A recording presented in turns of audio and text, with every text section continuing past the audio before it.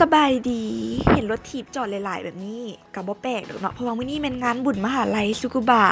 ก็คือมหาลัยที่อ้อยเรียนอยู่เองเนาะเดี๋ยวจะพาทุกคนไปเบิ่งว่ามันเป็นแบบใด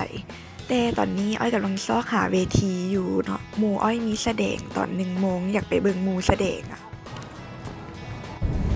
เฮาก็มาฮอดเวทีแล้วเนาะ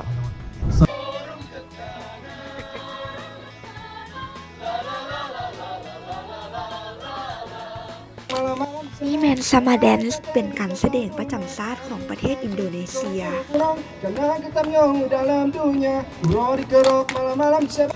คาราเต้กับมาเนาะ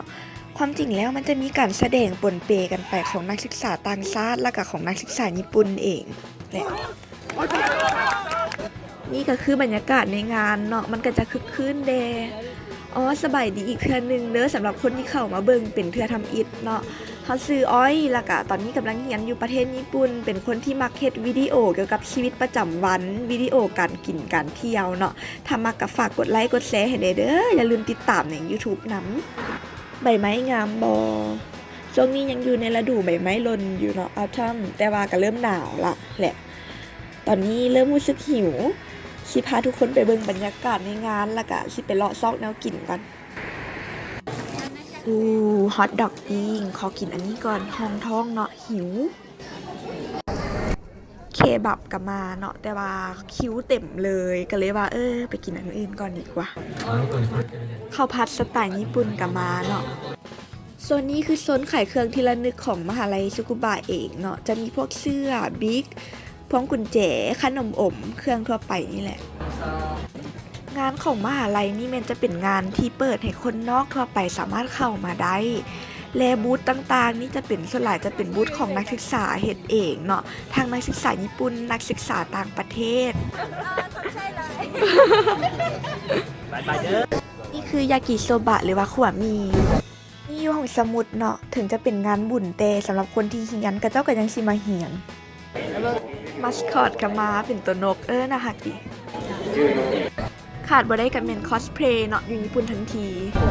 ต่อไปเราจะมาชิมอาหารประจำชาติของประเทศฟิลิปปินส์เนาะ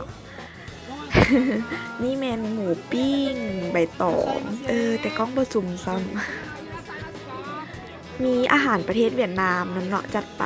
เฝอกับยอจืดสิ่งหนึ่งที่อ้อยมักในงานนี้ก็คือเฮาได้มีโอกาสมาชิมอาหารประจำชาติของหลายๆประเทศ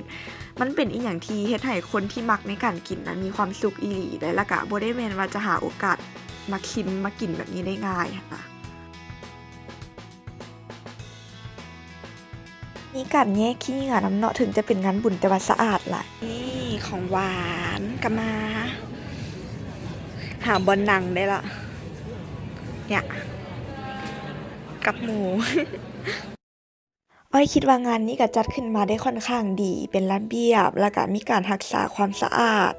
เป็นงานหนึ่งที่ค่อนข้างจะสร้างสรรค์เนาะเฮ็ดให้นักศึกษาได้มีโอกาสมาเฮ็ดอีหยังร่วมกันตัวอ้อยเองที่มางานก็รู้สึกมีความสุขรู้สึกม่วนดี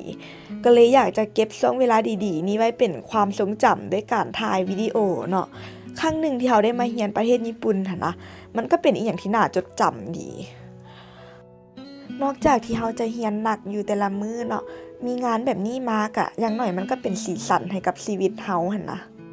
โอเคนั่นก็แม่นทั้งหมดของมื้อนี้เนาะอ้อยก็สิขอจบ vlog ไว้เพียงส่ำนี้เด้อไว้เจอกันใหม่เทื่อหน้าอย่าลืมกดไลค์กดแชร์ให้แด่บ๊ายบาย